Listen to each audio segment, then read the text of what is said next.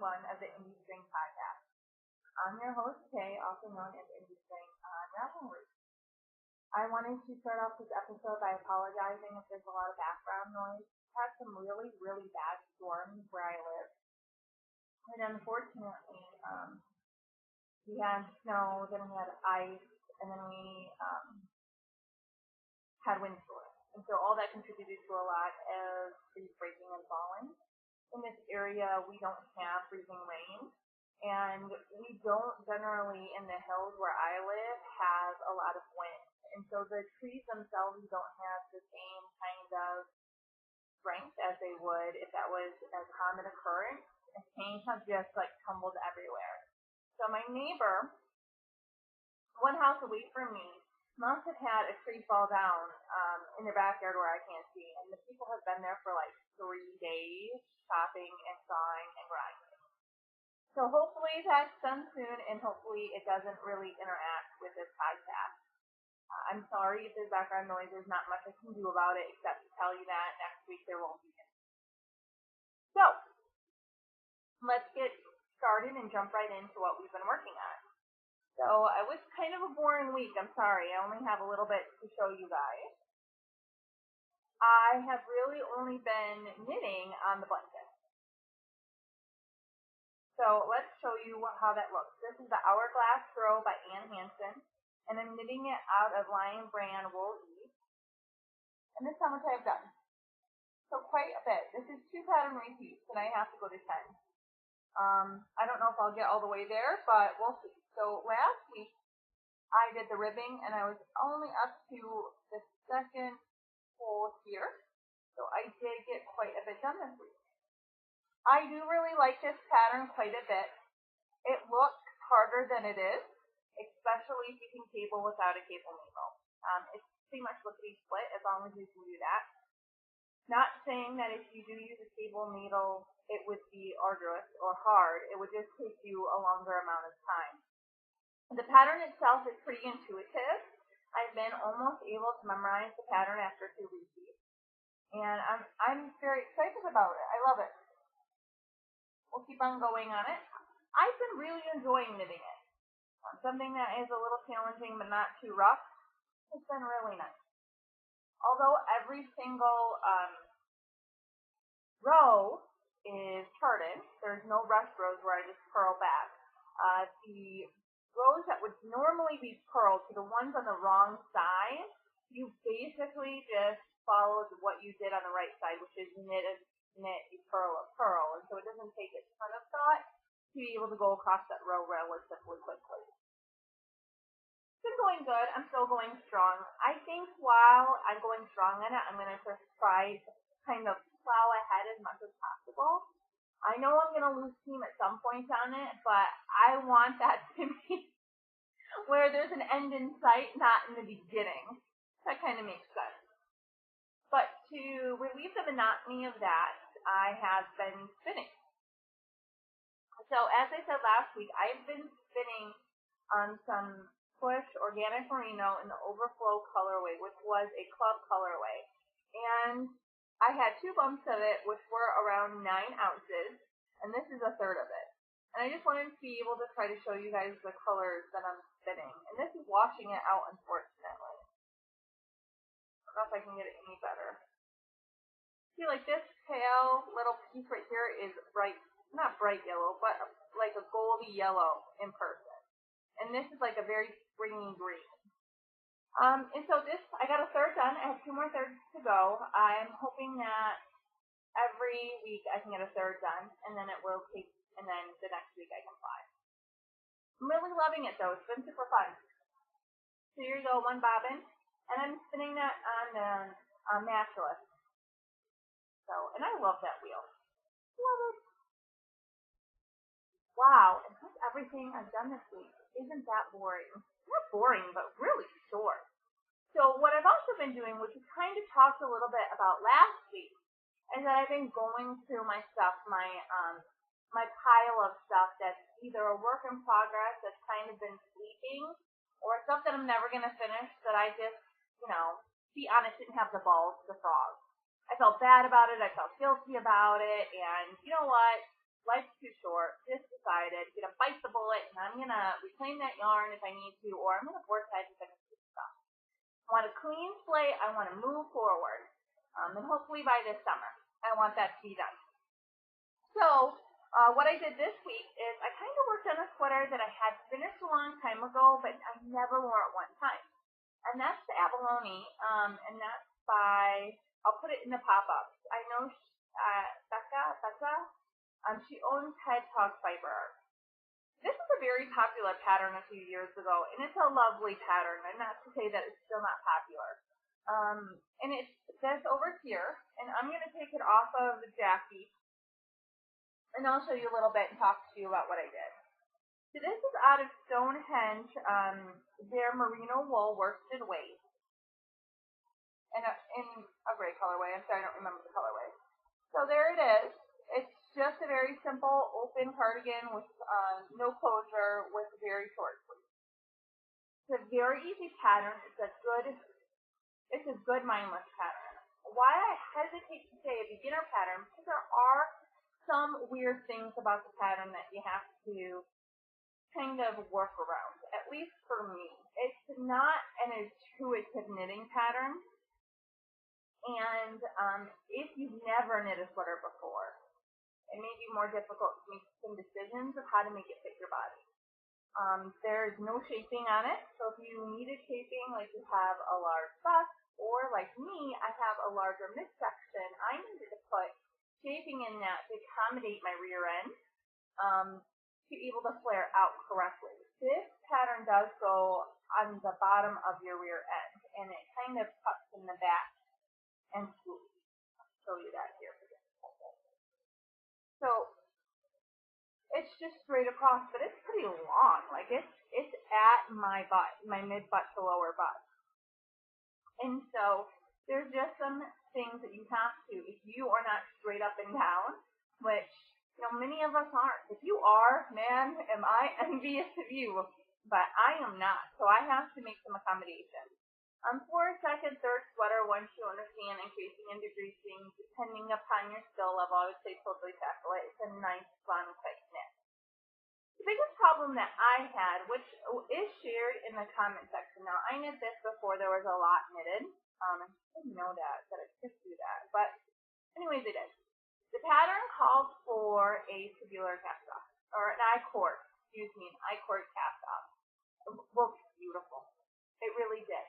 To do my cast off, I went up 3 needle sizes from what I knit the sweater at. This was because an I-card bind off is not stretchy. So if you look at even a stockinette section, it's stretchy, right? It'll move, it'll flow. And an I-cord really isn't. Imagine a piece of rope that you're tugging. I mean, really, there isn't that much give. When you're dealing with other fabrics that needs to move and give, the I-cord itself hampers that.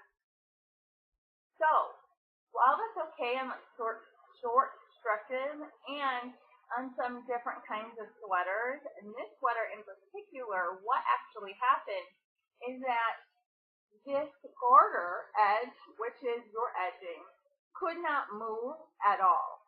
And so it would force, let me see if I can take it off, the edges to curl in. So like this is the bottom edge of the sweater right here. Let me see. I'm sorry.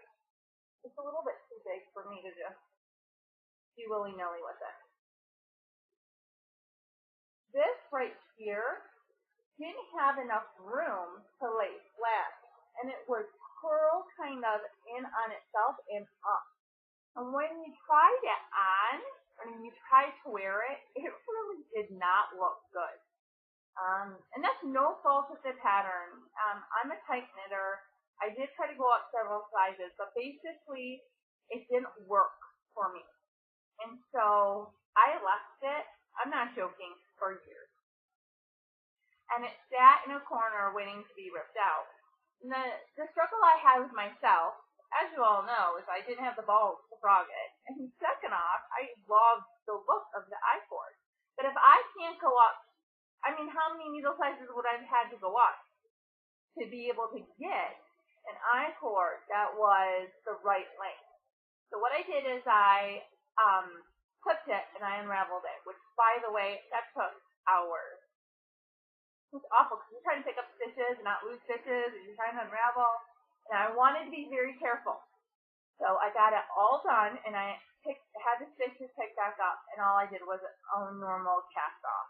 And it's much, much better now. It is laying a lot flatter. And I tried it on, and it looks much better. So I did that this week. That took several hours to get that all done. But I'm excited. Something off the stack, and it can go in my closet to wear. So I would just encourage you, don't be like me. I'm not a good example. I'm actually pretty awful. I try to be fearless in my knitting, but my own fears about my abilities and my skill level get the best of me, and I totally just kill myself in the process. So that is good and done. So hopefully every single week shouldn't even say every single week, but every few weeks I should be able to process something out of there. Right now it's like a basket or a box full. I mean, it's not as good as I want it to be. So hopefully I can get that empty and start along. Okay. So next we're on to enabling already. So we can do enabling or the new segment. You know what? I'm going to do the new segment first. So the new segment is theme. I hate to think of myself that I know more than anybody else. This is just stuff wriggling in my mind. I think that you are all the exact same as me. You know everything that I know. And so sometimes when I do this podcast and I go back and I listen to it, I don't explain things fully. And I don't really dive deep into many of the different things that I probably could or should be able to explain myself fully. So I want to apologize first and foremost for that part of it. I really am striving to get better. So just bear with me a little bit. To help me do that, I think that what I'm going to go ahead and do is basically do a theme. And I'm going to start with how I decided to knit sweaters and how I make decisions to picking patterns, watching, picking yarn, and all of that at the end. And maybe in there we'll have a cal or we'll do certain things. So let's start with deciding to knit a sweater. So sweaters take a little longevity. And what I mean by that is I think especially after your first one, you may be very excited and some other things, and it really pushes you through. But sweaters take a long time. There are a lot of yardage. There are huge investments of income. Comparative to a scarf. I mean, I'm trying to compare if I did a one skein project to a sweater that, for some people, maybe 2 skeins of a fingering weight, or, for me, I'm up to 3 to 4 skeins of a fingering weight depending on the pattern. So that's a much bigger investment for me than maybe just a scarf. And so it's a little bit of a sticking point for me that I really, really want to try to make the best decision I can make prior to casting on that sweater. So when I decided to knit my first sweater, I went basically to my closet. And I think when you knit garments, you should really strive in some part or way to do this. Some people know their wardrobe better than others. And I find that I have to be very objective with myself. So I basically went through my closet and said to myself, what do I wear? Well, most of my stuff is zippered hoodies, cardigans of some sort, either knitted or sweatshirt or something. I have a few pullovers, but they are not as prominent, and I don't wear them as often. So my first sweater I decided to knit was cardigan. Because if I want to knit something and wear it, then I'm going to try to strive to stay on my comfort zone. And I find that the stuff that I do knit is really in this little box of what is my style and what is me. And so you have to be very honest with yourself and look at what is you and your style to be able to pick something, to pick that perfect sweater, pick that thing, that staple that's going to take a while and stay in your wardrobe. For me, what I try to stay away from is fads. And there's a few reasons for that. Fads are great. I love fads as the next person. I love trends and fashion and all of that. I think there's a few different ways to interpret it. So there's some choices when you decide, even if you're going to knit a sweater or a cardigan, or a pullover or cardigan. I would start with that choice. And then I would move on to, let's say I decided in my case to knit a cardigan. I would look at patterns. Now, I want something in style, in this, something that's modern, that's cut well to me, and also that I can modify, which we'll get into later. But if you're looking at something that's a fad, try to find something that has one component of a current fashion trend.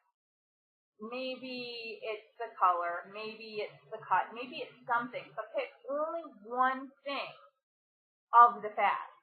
If I picked a color, a yarn weight, and a sweater that was all a fad, that is going to become dated when I wear it much more quickly than if I picked one thing in a fad or on trend, or however you want to say it. So when I'm looking for patterns, I will look for something that is current, modern, maybe trendy. And I pick one out. The next thing that I would do is I would go to the detail pages. And most of the time when I'm looking through and going through patterns, I'm using Ravelry's advanced search. That search lets you determine the weight, if you're knitting, if you want to pay for free, if you want it to be a best match or a hot topic. There's a whole wide range of options. If you guys want me to do a demo on how to do that, let me know, and I will do one for you. But let's say I picked one, and usually I really look at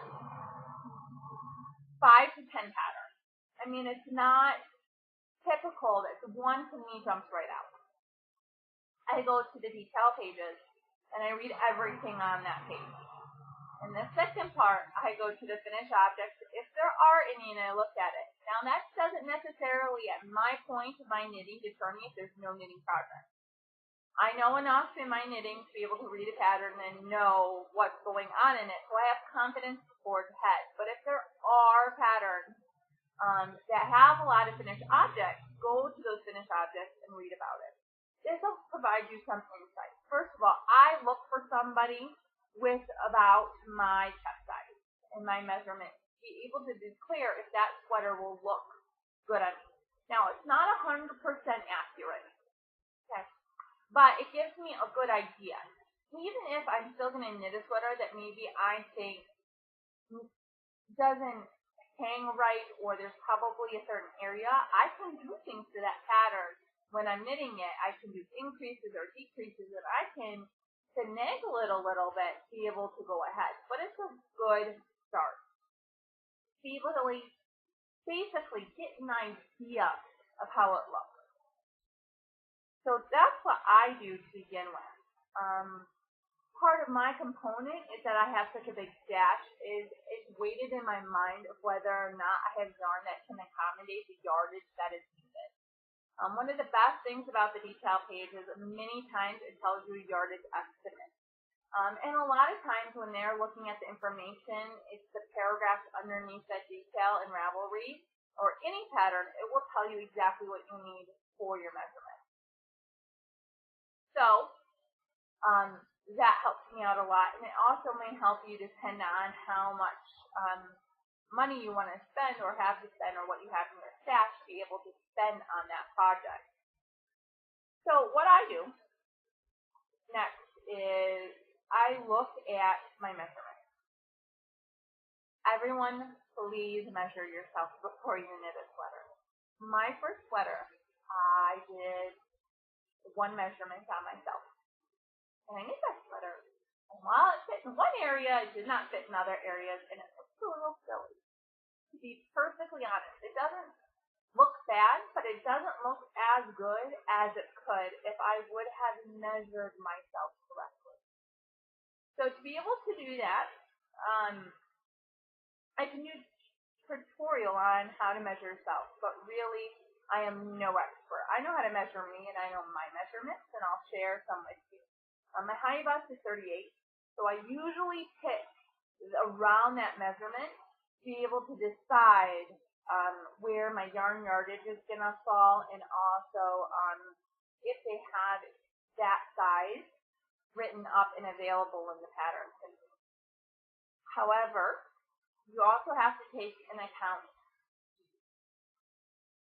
and we'll get to these in a minute, but for measurement's sake, I will let you know, I would highly recommend Amy Herzog's Splatter book. I know many people have talked about it, or her Craftsy class if you're more visual.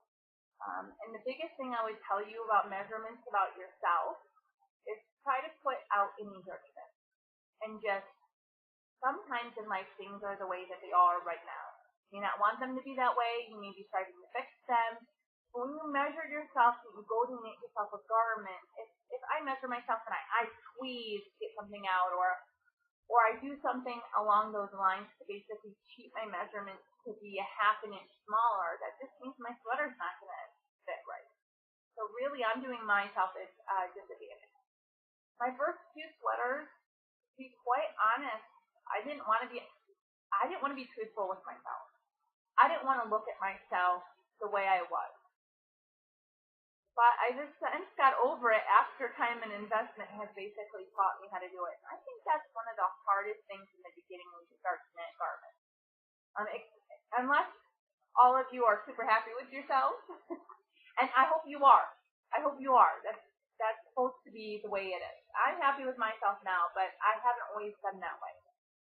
And so, just measure yourself and then look at those measurements as a guide to be able to help you pick out a pattern. So the last thing we'll talk about when looking at a pattern, be able to decide if you're going to forge ahead onto the next step, which for me is yarn choice, is going to be ease. So a lot of patterns are going to say positive ease and negative ease. And for the longest time, I didn't know what they were talking about and was reluctant to ask someone. So my measurement is a 38 across my high bust. And so if I knit a 38, it's going to be the exact width of my upper bust measurement. Understand, that's 0 ease. That means that I don't have any room to move in. Like for a hooded sweatshirt that's a size too big, that's going to be positive ease. It's going to give me more room. It's going to be exact. I like more ease than that typically. I'm going to throw it out there. I'm an ease-loving woman. On the opposite side, so if I knit a 36 bust, okay, it's 2 inches less than I am around right up here, right at my high bust. So that 2 inches is going to give the sweater the need to stretch a little bit over my high bust to accommodate the 2 extra inches that I have in my body that are not knit into the sweater. So the sweater itself would be 36 inches around, and I'm 38. This sweater would need to stretch out. Many times in some patterns, it will tell you you want negative ease. Listen to the pattern. Why I'm telling you this is because if you knit something that wants you to have negative ease and I knit positive ease into it, it's not going to look like the pattern looks on the models or the other people who have knit it with the same kind of attention to ease. Please realize that. Realize ease will dramatically affect the way that the finished sweater looks. So that's negative ease. So I'm knitting something smaller than I actually am. The sweater needs to stretch. Okay. 0 ease is my exact measurement.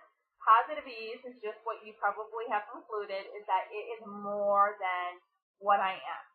A lot of cardigans, and I knit cardigans, that's what I like, that's what I wear mostly. I knit at a 38 or with 1 to 2 inches of positive ease, which means that if I'm a 38 and I knit a 40, I have 2 extra inches in the sweater itself to be able to move around.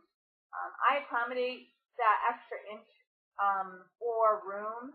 I wear a tank top every single day, obviously a shirt.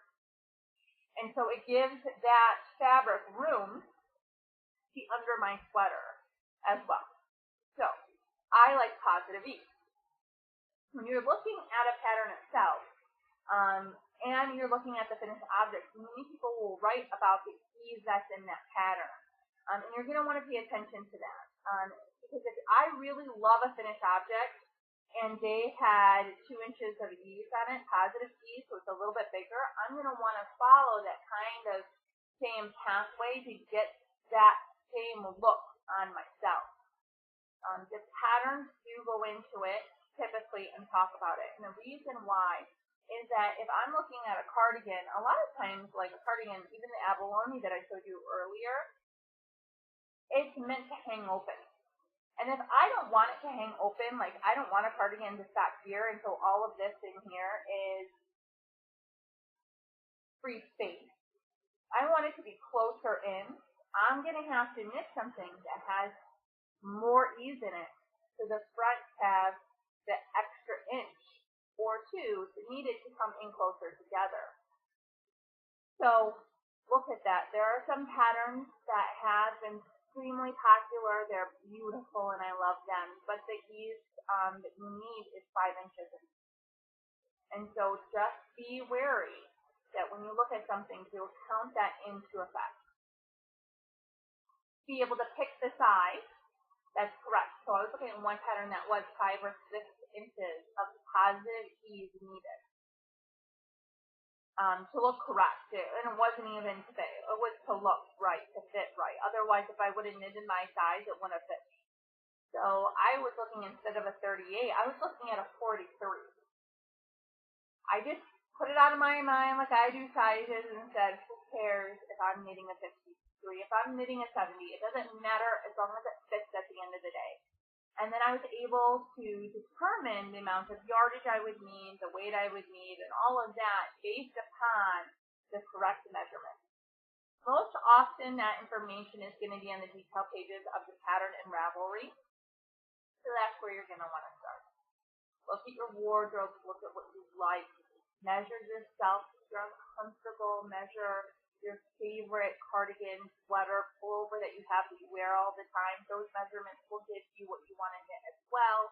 If you want to be deep into body size, shape size, and all of that, and how to measure 100% correctly, please look up Amy Herzog's information and patterns. They're absolutely wonderful.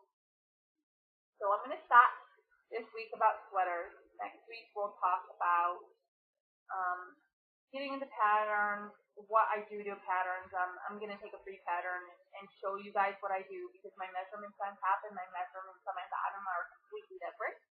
So I modify every single pattern that I get, and that's not a negative to the designer, that's just to fit my personal body.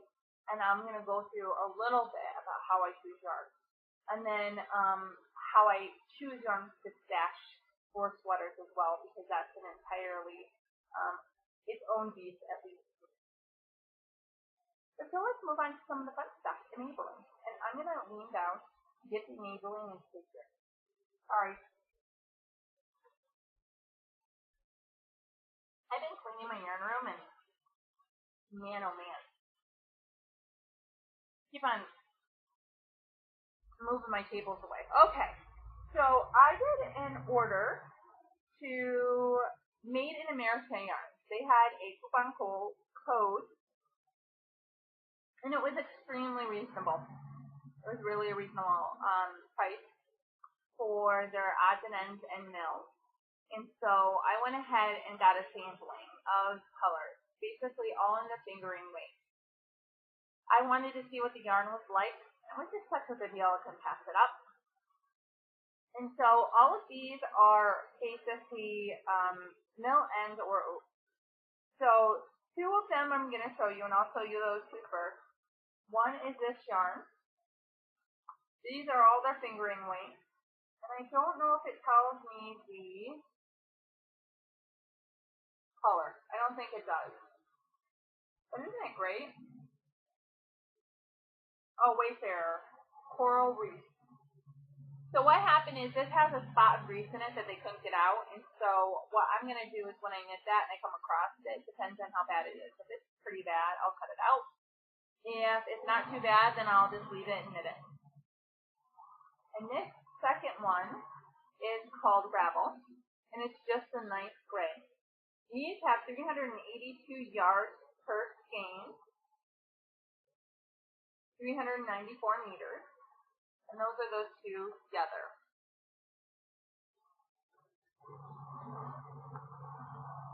So, those, and then this yarn is, I got 4 skeins of this, and this is Pine Forest. And the problem with this is that when it got steamed, I don't know if it hurt the yarn or what happened to it, but basically it's not sewing out right and there's some problems with it. So I'm really good with taking it.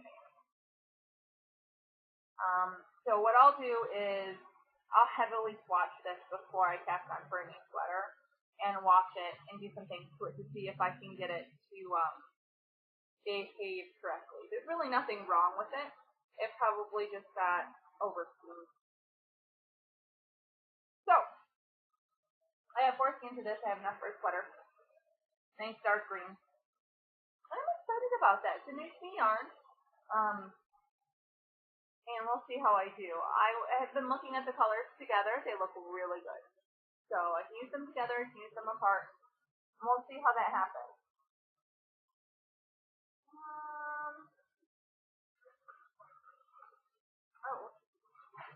And that's that. Okay. Only a few more minutes. Whew.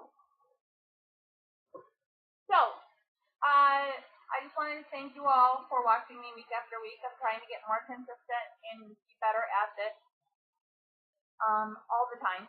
I do strive to improve every single week for you guys, and I just enjoy it. I enjoy doing this, and I enjoy every single one of you that watches. If you have suggestions, please come over to the Ravelry group. If you're not comfortable, PM me. Or if there's something you like or dislike. So what I'm going to do is try to grow the Ravelry group a little bit. It's been pretty quiet since I took that large hiatus. Now this is all my fault. No one's fault but my own. So please go over and join the group, or if you like getting this on YouTube, go ahead and click subscribe so I know. It's very difficult for me to know where the base number of people are watching me at. I have a lot of different places that this is available and finding the numbers. I'm just trying to figure it out. YouTube, while wonderful, in so many ways, it's just another place for me to upload. And so if you want me to keep it on YouTube, please subscribe so I know that there's enough interest that remains at that site to be able to keep on uploading it. Because I upload the episode on my hoster for iTunes. I do it on Vimeo and I do it on YouTube. And so it does take me quite a bit of time to be able to do that.